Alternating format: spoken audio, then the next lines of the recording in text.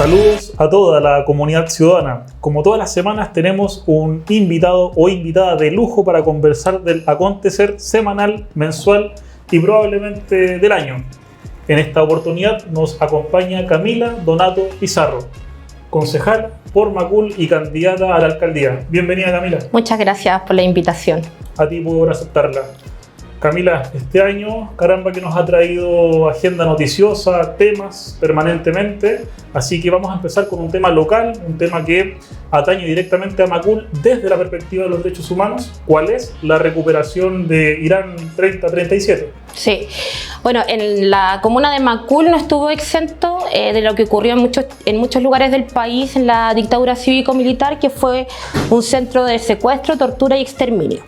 Pero da la particularidad que en la comuna de Macul está este centro denominado Venda Sexy por la DINA, que tenía como foco principal la violencia político y sexual, ¿cierto? Tanto para hombres como para mujeres, principalmente para las prisioneras que estaban ahí, que eran vejadas sexualmente con todo tipo de procedimientos que ocupó la DINA, y uno de los que más se ha conocido a lo largo de la historia es la que ocupaban con este perro que llamaron Bolodia, que lo ocupaban para violar a quienes estaban prisioneras en ese espacio. Y bueno, durante todos estos años han habido procesos de recuperación. Esta casa siempre fue tomada por personas particulares. Y este 1 de julio, hace muy poquito, fue entregada ya por parte de Bienes Nacionales a la asociación Irán 3037, que está conformada por sobrevivientes de ese centro de tortura y por familiares de detenidos y detenidas desaparecidas de ese lugar. El 1 de julio estuvimos con ellas recibiendo la casa, la recibieron en muy pésimas condiciones, incluso ya están haciendo una campaña para juntar recursos y poder hacer algunos arreglos de una casa que hace poquitos años nomás tuvo la carácter de monumento histórico en su proceso de sitio de memoria. Camila, para que nos entiendan quienes ven, a 51 años del golpe civil y militar, ¿cuál es la importancia de estas recuperaciones de sitios? ¿Cuál es el enfoque que tú le das a esto? Yo creo que primero son actos de reparación, tardíos, mínimos, si no se piensan en procesos de reparación que tienen que estar ligados a la justicia. Yo no creo en la memoria como un hecho único de reparación, sino que es parte de un proceso que tiene que ver también con prácticas de justicia que en Chile ya llegaron tarde. Pero también creo que a 51 años, a diferencia de lo que ocurre en otros países que también tuvieron crímenes de lesa humanidad, en este país ha costado mucho entender la memoria histórica como un proceso educativo del país. Por tanto, que se recupere esta casa, que además queda, no sé si tú la conoces, pero queda al medio de un barrio, de un espacio habitacional, o sea, está como hubiese estado en la esquina de mi casa, en la esquina de la tuya. Es un espacio, está en una plaza, cerca hay un colegio, cerca hay jardines. Entonces, durante muchos años la gente pasó por ahí, les llamaba la atención porque era una casa grande, con muros muy altos, muy bonita, por cierto, desde el punto de vista estético, y siempre llamó la atención como una casa grande. ¿Y quién habría imaginado, los vecinos del sector, vecinas del sector, los jóvenes, de las brutalidades que ahí ocurrieron? Entonces yo creo que los sitios de memoria también sirven no solamente como un acto de reparación para las víctimas y sus familiares, sino que también como testigos vivos de lo que ocurrió en este proceso, que cuando hablamos de garantías de no repetición, también tenemos que hablar respecto a eso, cómo estos espacios que fueron centros de secuestro, tortura, exterminio en algunos casos, quedan como parte de la memoria viva y tangente de lo que ocurrió en este país. Correcto. Bueno, desde la recuperación de la democracia, la agenda de los derechos humanos ha sido una agenda que principalmente ha levantado el Partido Comunista, partido donde milita Daniel Jadwe, quien está por estos días en prisión. Sí. ¿Cuál es tu opinión respecto de esta investigación, esta lawfare que plantean algunos sectores respecto de Daniel Jadwe? Sí, yo encuentro, a ver, en términos personales, a mí me da mucha pena que un compañero mío esté preso. Para mí fue muy impactante cuando le decretan la prisión preventiva con la severidad que lo plantea la jueza y lo declara como un peligro para la sociedad. cuando el lunes lo llevan a esta especie de apelación y lo llevan engrillado con el chaleco amarillo. Y cuando además vemos ayer que el papá de Macaya, ¿cierto?, es condenado por abusos sexuales a niñas de 7 y 8 años, porque la prensa habla de menores de edad. Son niñas de 7 y 8 años y queda libre. Entonces, efectivamente, te hace concluir 3 cosas. Primero, que la justicia tiene un sesgo político, tiene un sesgo de clase, que en pleno 2024 la justicia que operó durante los años de la transición, persiguiendo ciertos actores sociales, es la misma que está operando hoy. Si la institucionalidad en Chile no ha cambiado desde el retorno a la democracia, en esta transición eterna que se nos ha hecho, la institucionalidad chilena, tanto de la justicia como de sus policías y el modus operandi, ha sido el mismo. Eso es lo primero, que tiene un sesgo. Segundo, que efectivamente aquí se le está persiguiendo por haber tocado el modelo. Yo creo, me voy a ser súper responsable de mis palabras, que yo creo que es el único alcalde en Chile del retorno a la democracia que no solamente se dedicó a administrar un municipio de forma un poco más democrática de lo que lo haría un alcalde de la Concertación o un alcalde de la derecha, porque creo que a la larga algunos lo administran de forma más democrática, algunos menos democrática, pero siguen administrando el modelo. Yo creo que lo que hizo el compañero Daniel fue correr el cerco, tocando el modelo en el bolsillo que más les duele, no solamente a propósito del caso de las farmacias populares, que por cierto están en todo Chile, sino que también de las inmobiliarias populares que hizo, de la constructora popular. O sea, él garantizó derechos para los vecinos y vecinas de Recoleta, y yo creo que por eso se le persigue. Si uno ve, yo no soy abogada, y ese creo que es un error que se ha instalado, que casi que solamente los abogados pueden decir si esto corresponde a una persecución jurídica o no, pero si tú ves, todos los antecedentes que tiene la Fiscalía tienen que ver con cuestiones administrativas, que no había inventario. ¿Cuántos municipios en Chile no tienen inventario? ¿Cierto? Que las mascarillas estaban en bodegas. Estábamos en plena pandemia. Entonces, creo que más allá de los argumentos jurídicos que se pueden buscar, acá hay una persecución política por su doble condición, de militante comunista y también de palestino. Porque no es casual que se dé en medio del genocidio que ya lleva 70 años, pero que en los últimos años se ha radicalizado de forma extrema. Bueno, también algo que hizo Daniel Jadwe, y tú planteas en el argumento, es esto de combatir al mercado con sus propias reglas dentro del esquema de la Constitución del 80. Y ahí instala esto de los productos y servicios a precio justo. Claro, y incluso les transforma, juega en las mismas reglas de ellos, pero ya no las entrega como un producto, sino como un derecho, ¿verdad?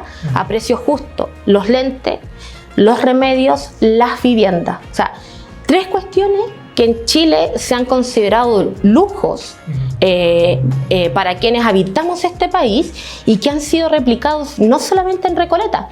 Cuando salieron los arriendos populares, los arriendos a precio justo, que sabemos que Chile, el mercado inmobiliario es el gran negocio de este país a propósito de los arriendos, pero también del costo que tiene poder comprar vivienda.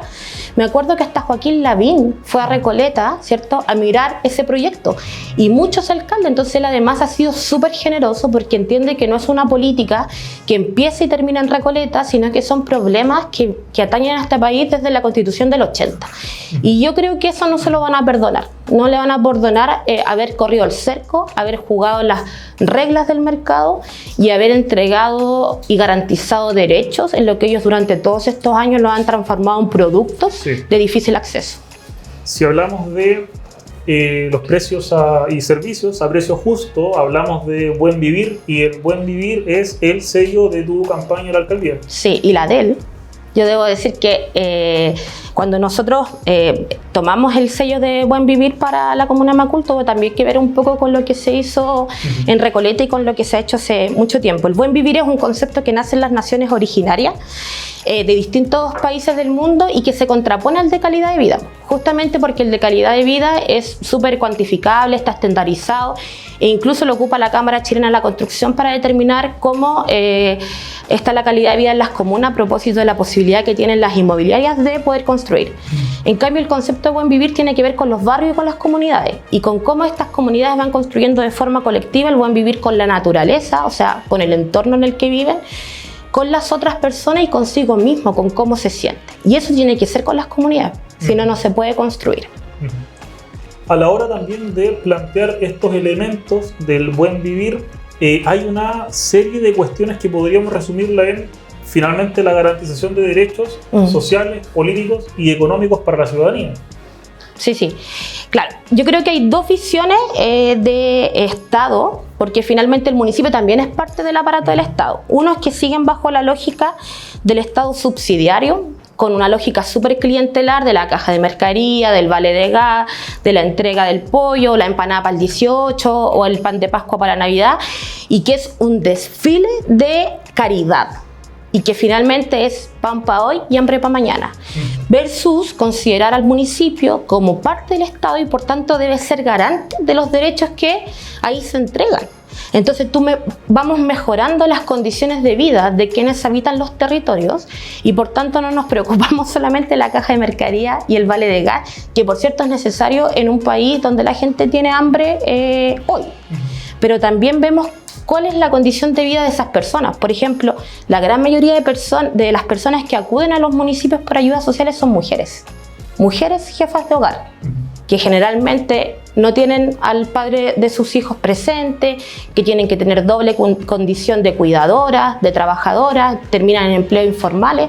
Entonces el municipio tiene que ser capaz de ver las condiciones de esa vecina y ver de qué forma puede apoyar para que su buen vivir, como decimos, sea de forma diferente.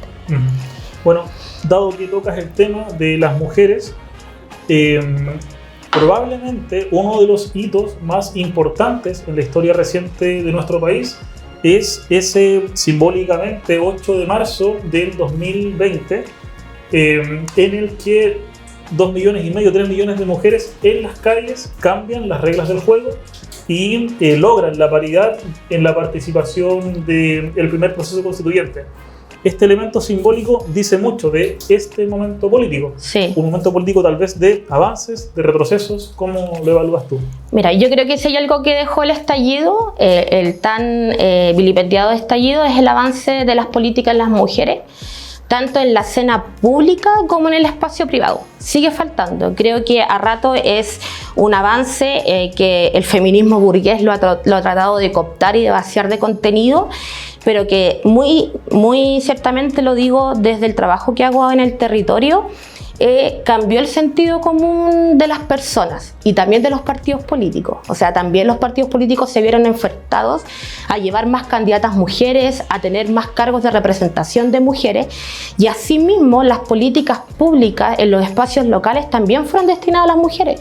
O sea, hasta hace muy poco eran muy pocos los municipios que, por ejemplo, tenían oficina de la mujer. En Macul no lo tenemos. No tenemos departamento de la mujer. Tenemos un programa que solamente implementa los programas que vienen desde el Ministerio de la Mujer, que son los mismos desde inicio de los 90. Pero te ves obligado a eso. Entonces, aunque el tema te incomoda, aunque el tema a las autoridades les incomode, no les guste, no estén convencidos, se ven en la obligación de empezar a hacer políticas públicas destinadas a las mujeres. Por ejemplo, hoy todas las políticas que existen a propósito del Sistema Nacional de Cuidados están con una perspectiva de género, y eso ha sido única y exclusivamente por la lucha de las mujeres. A propósito de lo de Venda Sexy, tiene un sello muy importante respecto al tema de género. A propósito que ese espacio fue pensado como un espacio de violencia político-sexual para las prisioneras y fue recuperado también bajo ese alero.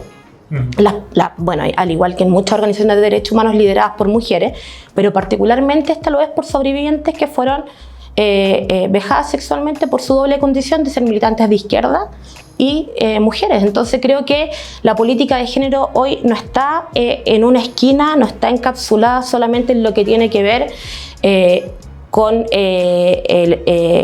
esos típicos programas Prodemu, etcétera, que sin duda fueron importantes en su época, pero hoy es transversal para lo que se piensa.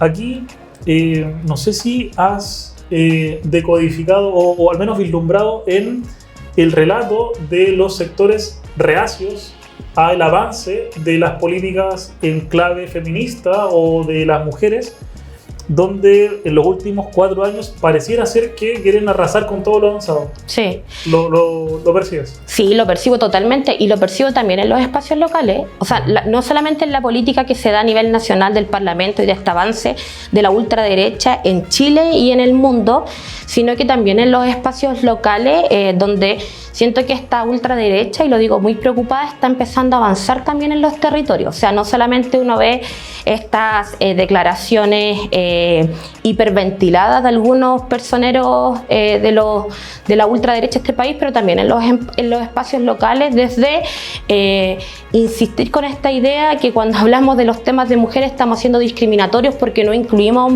a los hombres también. Entonces creo que en esto del sentido común que los movimientos feministas han logrado instalar, han corrido el cerco también, han corrido el cerco de lo que durante mucho tiempo se pensó a propósito de los derechos de las mujeres, porque eso está en el centro.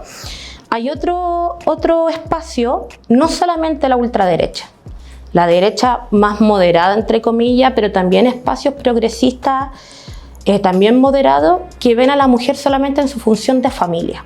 Y desde ahí empiezan a ver o avanzar en política. Y yo creo que eso también es una forma de retroceso y una forma de disputa. Las mujeres no solo somos madres, no solo somos parte de una familia, también tenemos otro tipo de procesos en los que necesitamos que se hagan políticas públicas respecto a nosotros, a decir sobre nuestros cuerpos, a los espacios académicos, los espacios laborales. Hay un dicho que se hace carne siempre, que es: detrás de un hombre con alto rendimiento laboral y académica hay seguramente una mujer que se postergó en función de la familia, y eso también se debe ver. Entonces, cuando hay una disputa a propósito de la conquista de los derechos de las mujeres, creo que no es solamente con la ultraderecha, que es la más evidente. También es con algunos sectores progresistas que ven a la familia solamente en su función de mamá. Aquí la historia, ¿no? Esto de que no se repite pero rima, dice mucho con estos últimos 5 años. Después del estallido hubo un avance gigantesco en la agenda política de las mujeres en el sentido común, es decir, parecía que se había consagrado esto de la paridad en cualquier cuestión, en cualquier institución, en cualquier espacio. Pero eso está en franco retroceso. Absolutamente. Es decir, si pudiera la UDI, republicanos y RN eliminar eso, lo hacen. Sí. Si de ellos dependieran. Sí, absolutamente. O sea, creo que antes no lo dijeron porque estábamos en la flor del estallido, porque el sentido común estaba mucho más radicalizado, pero hoy, a propósito de este proceso medio extraño en el que finalmente, después de tantos procesos o intentos constituyentes, volvimos donde mismo, quienes estaban más inhibidos están más sueltos en decir que finalmente la paridad no ha avanzado en nada, que la paridad no ha permitido nada, y ese es algo que tenemos que cuidar absolutamente. O sea, no soy yo quien dijo, ¿cierto? No lo estoy inventando yo, que basta cualquier crisis política, cualquier crisis social para que los derechos de las mujeres se vean amenazados. Entonces yo no creo que sean derechos conquistados, yo creo que son derechos que están en proceso de conquista. El argumento que usan es los porcentajes de rechazo al primer proceso. También es relevante esto de entender en clave local las políticas de seguridad, que por cierto trascienden una comuna, trascienden una región, incluso trascienden un país, porque los flujos migratorios tienen que ver con otras cosas, tienen que ver con el capitalismo, tienen que ver con las formas de explotación en los países. Pero sí, tenemos crisis múltiples de seguridad. En esa dimensión, ¿cómo lo proyectas en tu campaña para darle respuesta a los vecinos y a las vecinas de Macul? Sí. Primero, yo creo que es un error seguir hablando de seguridad y migración. Creo que no es algo que sea igual. O sea, no todos los migrantes son delincuentes, y en Chile creo que se ha asociado así. Se considera el aumento de la delincuencia, que efectivamente lo ha habido, no solamente en la cantidad de delitos, sino que en el tipo de delitos. Nosotros hoy día estamos viendo delitos que antes no eran comunes en nuestro país, pero que no tienen que ver solamente con las crisis de migración que vive nuestro país, sino que también tiene que ver con que se han profundizado las desigualdades, y eso es algo que en este proceso parece que nadie quiere decir, pero yo creo que hay que repetirlo tantas veces sea necesario, porque si no nunca vamos a abordar el tema a fondo. Y aquí yo creo que hay algo que no se ha abordado desde las políticas públicas en seguridad, porque creo que es muy poco tiene muy poca agenda y es más fácil decir todos los milicos a la calle, toque de queda a las 12, más comisarías, pero que tiene que ver con los preventivos, porque finalmente los delitos ocurren en el espacio habitual y común en el que todos transitamos, ¿cierto? En la bajada del metro, en el paradero, camino a la casa, saliendo del trabajo, y esos espacios se previenen absolutamente con políticas públicas locales de los municipios, mejorando las luminarias, recuperando espacios públicos. Tiene que ver absolutamente con aquello. Entonces en Chile se ve al revés de cómo se debería abordar la política pública. Primero, ante cualquier cosa, policías, más policías, más policías. Las policías tienen que hacer su trabajo, que es protegernos. La cuestión es cómo miramos el territorio y vemos aquellos espacios que están vulnerables, aquellos espacios que están, que son puntos de posibles delitos y lo vamos previniendo. O sea, yo creo que todos quienes vivimos en un territorio tenemos claro cuáles son los lugares donde ocurren más los delitos, ¿cierto? Una esquina menos iluminada, la bajada de un metro que está abandonada. Y en definitiva es los lugares a donde el Estado no llega. Los lugares donde el Estado está ausente es donde ocurren los delitos. ¿Y cómo se soluciona eso? Con más Estado, con más prevención, recuperando los espacios públicos. Basta mirar cómo son las avenidas del barrio alto para darse cuenta de lo iluminado que está, las condiciones en las que están las áreas verdes, los espacios de pavimentación y los microbasurales, y ver el de cualquier otra comuna. En el caso de Macul, Américo Vespucio, ¿cierto? Que son generalmente las periferias de las comunas, los espacios que están más abandonados. Bueno, y por cierto es un tema que tiene muchas aristas. También es una estrategia efectiva el combatir los problemas de seguridad o inseguridades con más cultura, más deporte. Claro, es que cuando hablamos de recuperación de los espacios públicos también nos referimos a eso. Por ejemplo, las plazas que están absolutamente abandonadas, ¿cómo tú haces que la gente vuelva a esos espacios de las plazas?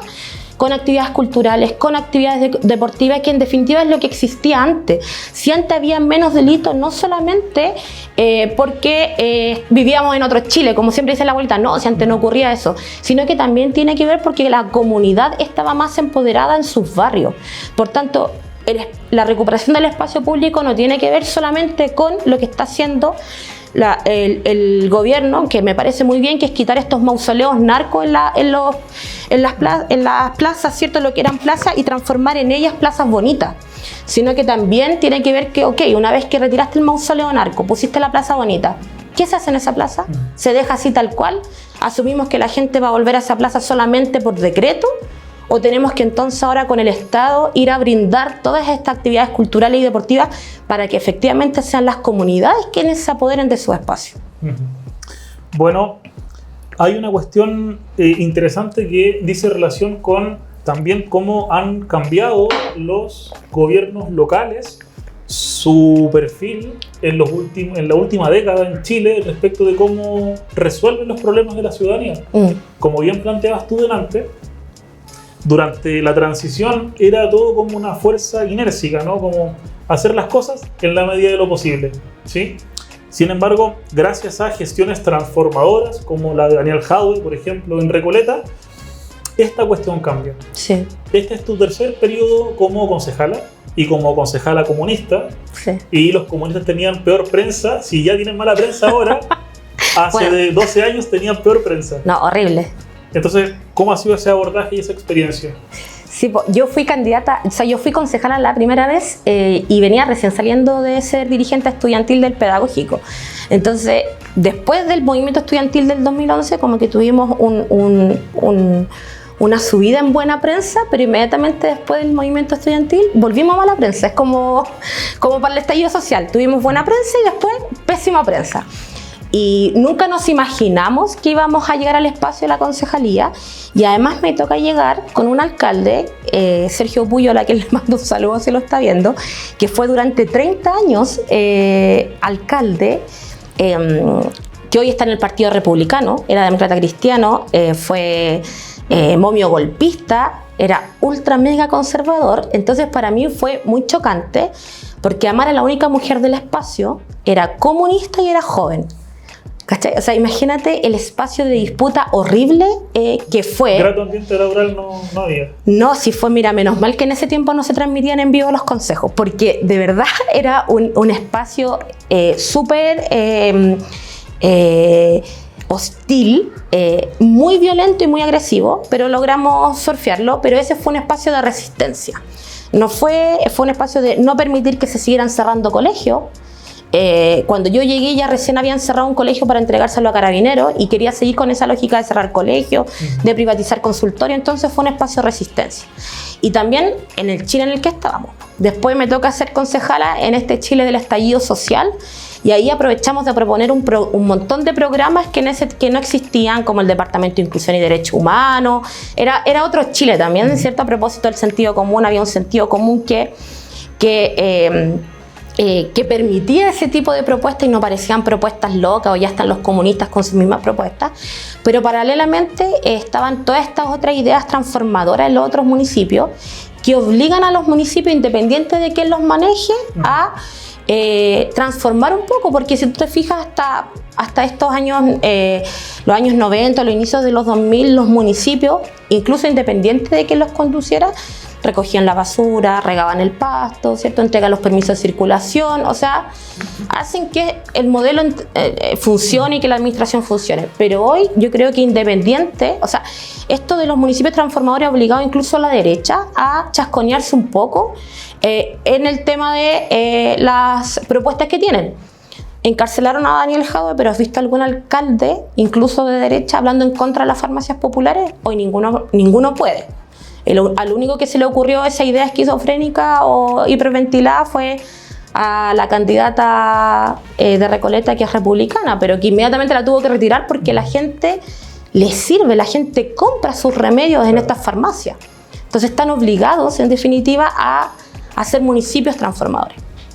Bueno, en esa dimensión tú planteabas mujer, joven, comunista. Sí, ya no soy tan joven, sí. En Macul.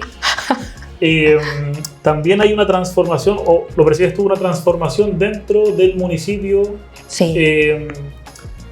Un par de claves de cuáles serían aquellos principales puntos donde pondrías el foco a la hora de gobernar Macul. Primero, seguridad con perspectiva preventiva y de género. Las mujeres no habitamos la calle de la misma manera que lo habitan los hombres.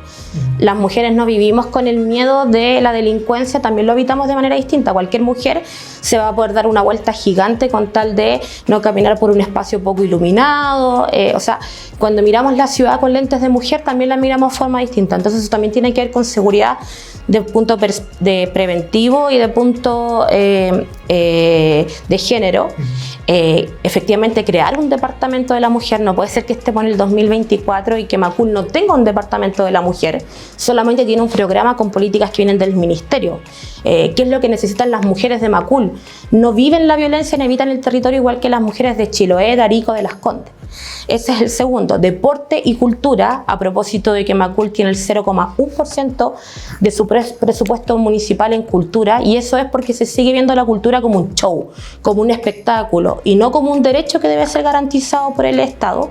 Y por último, salud y el fortalecimiento de la salud comunal a propósito de la atención primaria de salud, que cuando vivimos hace poquito esta pandemia del COVID quedó demostrado lo importante que es la atención primaria de salud, pero desde la perspectiva de la medicina familiar, ¿cierto?